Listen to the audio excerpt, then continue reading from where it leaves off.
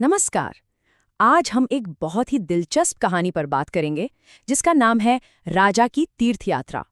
ये कहानी आध्यात्म और जीवन से जुड़े कुछ बहुत गहरे सवालों पर सोचने को मजबूर कर देती है।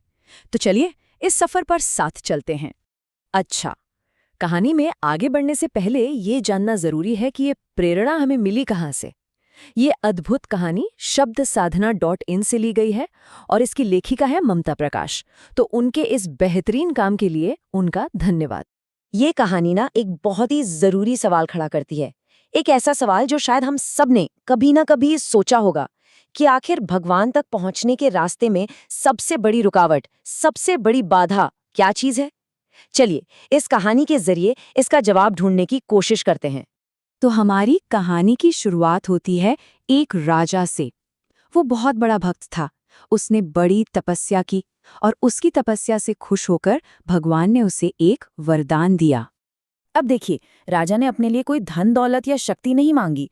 उसने कुछ ऐसा मांगा जो सच में बहुत अलग था। उसने कहा, प्रभु, मुझे तो आपके दर्शन से ही सब मिल गया, लेकिन मैं चाहता हूं कि ये अनुभव मेरी सारी प्रजा को भी मिले। भगवान राजा की इस निस्वार्थ इच्छा से बहुत प्रसन्न हुए। उन्होंने कहा, ठीक है, ऐसा ही होगा। तुम अपनी सारी प्रजा को कल सुबह एक खास पहाड़ी पर ले आना। और बस यहीं से कहानी का सबसे दिलचस्प हिस्सा शुरू होता है। राजा तो खुशी से झूम उठा। उसने पूरे राज्य में ढिंढोरा पिटवा दिया और वो महान तीर्थ यात्रा शुरू हुई जिसका सबको इंतजार था।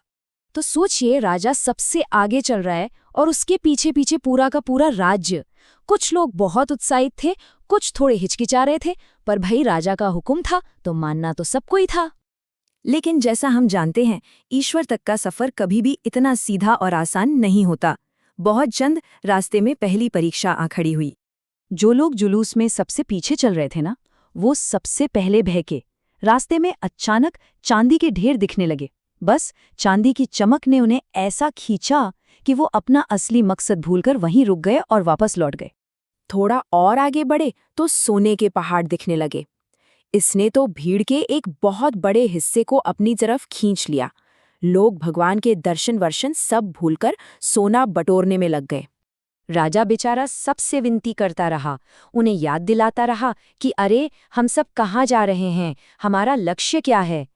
लेकिन दौलत के लालच के आगे उसकी आवाज किसी को सुनाई ही नहीं दी।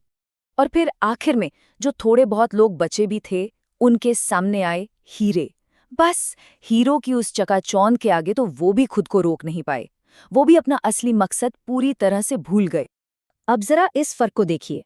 एक तरफ राजा था जिसका लक्ष्य एकदम साफ था, ईश्वर के दर्शन, और दूसरी तरफ थी प्रजा, जो पहले चांदी, फिर सोना और फिर हीरो के लालच में भटक गई। अपनी प्रजा को इस तरह भटकता देख राजा का दिल टूट गया, पर वो रुका नहीं। वो अकेला ही अपनी यात्रा पर आगे बढ़ता रहा। और नतीजा ये हुआ कि पूरे राज्य में से सिर्फ एक व्यक्ति, सिर्फ राजा, उस पहाड़ी की चोटी तक पहुंच पाया। सिर्फ एक। पहाड़ी की चोटी पे पहुंचकर जब राजा की आंखों में आंसू थे, तब उसे ईश्वर से वो दिव्य ज्ञान मिला जो इस पूरी यात्रा का सार था। भगवान ने उसे समझाया माया के बारे में। ये जो दुनिया का मोह है, ये जो भौतिक चीजों का आकर्षण है, ये एक बहुत शक्तिशाली भ्रम है और इससे पार कर पाना ज्यादातर लोगों के लिए नामुमकिन जैसा होता है। भगवान ने बताया कि ये चांदी, सोना, हीरे और अगर आज के ज़माने की बात करें तो पद और प्रतिष्ठा, ये सब बस परीक्षाएं हैं। ये वो रुकावटें हैं जो इंसान को मुझ तक पहुंचने से रोकती हैं। तो इस पूरी कहानी का सार क्या है? आखिर हमें इससे क्या सीख मिलती है? चलिए देखते हैं। कहानी का सबसे बड़ा सबक यही है कि इस माया के जाल से, इस भ्रम की नगरी से अकेले निकलना लगभग नामुमकिन है। यहाँ पर एक आध्यात्मिक मार्गदर्शक यानी एक गुरु की भूमिका सबसे ज्यादा जरूरी हो जाती है, जो हमें सही रास्ता दिखा सके। उम्मीद है ये कहानी अच्छी लगी होगी। अगर इसी तरह की और भी प्रेरणादायक और भक्ति से भरी कहानियां पढ़नी है तो शब्दसाधना.in को फॉलो करना ना भूलें।